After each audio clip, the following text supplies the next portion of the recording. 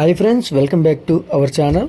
మనకైతే ఏపీలోని ఇళ్ల పట్టాలకు సంబంధించి ప్రభుత్వం అయితే ఒక కీలక నిర్ణయం అయితే తీసుకొచ్చింది. దీని గురించి అయితే ఈ వీడియోలో మనం ఒక ఫుల్ క్లారిటీగా అయితే తెలుసుకుందాం. అయితే వీడియో చూసే ముందు మన ఛానల్కి అయితే లైక్ చేసి సబ్స్క్రైబ్ చేసుకోండి. ఏపీ రాష్ట్రం నుంచి వచ్చే లేటెస్ట్ అప్డేట్ని అయితే మన ఛానల్లో ఎప్పటికప్పుడు అయితే అప్లోడ్ చేస్తూ ఉంటాను. ఇక మనం వీడియోలోకి వెళ్తే ఏపీ ప్రభుత్వం మరో కీలక నిర్ణయం అయితే తీసుకుంది. అయితే మనకు మరో ఎన్నికల హామీ అమలు దిశగా అయితే అడుగులు వేస్తుంది. ఇందుకు ముహూర్తం కూడా ఖరారు చేసింది. అయితే కూటమి ప్రభుత్వం అధికారంలోకి వచ్చిన తర్వాత పేదలకు ఇంటి స్థలాల్లో పాటుగా ఇళ్ల పంపిణీ పైన హామీ అయితే ఇచ్చింది. అయితే మనకు అమల్లో భాగంగా తాజాగా ఇళ్ల పథకం అమలు, స్థలాల ఖరారు పైన ఫోకస్ అయితే చేసింది. ఇక మనకు రాష్ట్ర వ్యాప్తంగా 1.14 లక్షల మంది లబ్ధిదారులకు ఇళ్ల పంపిణీ ముహూర్తం అయితే ఫిక్స్ అయ్యింది. ఇందుకోసం మనకు ఏపీలో పేదల ఇళ్ల పంపిణీకి ముహూర్తం నిర్ణయించారు. ఈ మేరకు మంత్రి పార్థసారథి కీలక ప్రకటన అయితే చేశారు. అయితే మనకు రాష్ట్రంలో నిర్మాణం పూర్తయిన పేదల ఇళ్లను ఫిబ్రవరి 1న ప్రారంభించి వాటిని 1.14 లక్షల లబ్ధిదారులకు అందజేయనున్నట్లు పార్థసారథి అయితే వెల్లడించారు.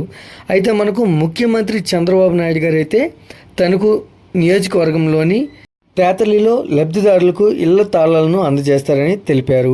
అయితే అదే రోజు రాష్ట్ర వ్యాప్తంగా అన్ని నియోజకవర్గాల్లో ఎమ్మెల్యేలు, ప్రజాప్రతినిధులు, అధికారులు ఇళ్ల లబ్ధిదారులకు తాళాలను అయితే అందజేస్తారని చెప్పుకొచ్చారు.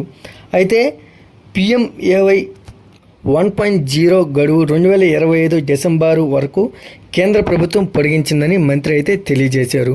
అయితే మనకు దీంతో ఈ పథకంలో భాగంగా 7 లక్షల ఇళ్లను ఈ ఏడాది డిసెంబర్ నాటికి పూర్తి చేయాలనే లక్ష్యంతో పనిచేస్తున్నామని వివరించారు. అయితే ఇంటి స్థలాల ఖరారు విషయం పైన ప్రభుత్వం ఫోకస్ చేసింది.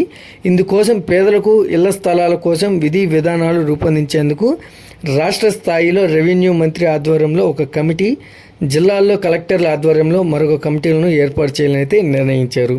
అయితే మనకు ఎన్టీఆర్ హౌసింగ్ స్కీమ్ లబ్ధిదారులకు బిల్లులు చెల్లించేందుకు 900 కోట్లు అయితే విడుదలకు ప్రయత్నిస్తున్నట్లు ప్రభుత్వం చెబుతుంది. అయితే అదేవిధంగా జగనన్న కాలనీలను రద్దు చేయడమే కాకుండా ఇకపై ఎన్టీఆర్ కాలనీలు పేరుతో పేదలకు ఇల్లు నిర్మాణం చేయాలని ప్రభుత్వం అయితే నిర్ణయించింది. ఈ వీడియో కనుక నచ్చినట్లయితే లైక్ చేసి సబ్స్క్రైబ్ చేసుకోండి. మరొక లేటెస్ట్ అప్డేట్తో మీ ముందుకు తీసుకొస్తాను. Thanks for watching.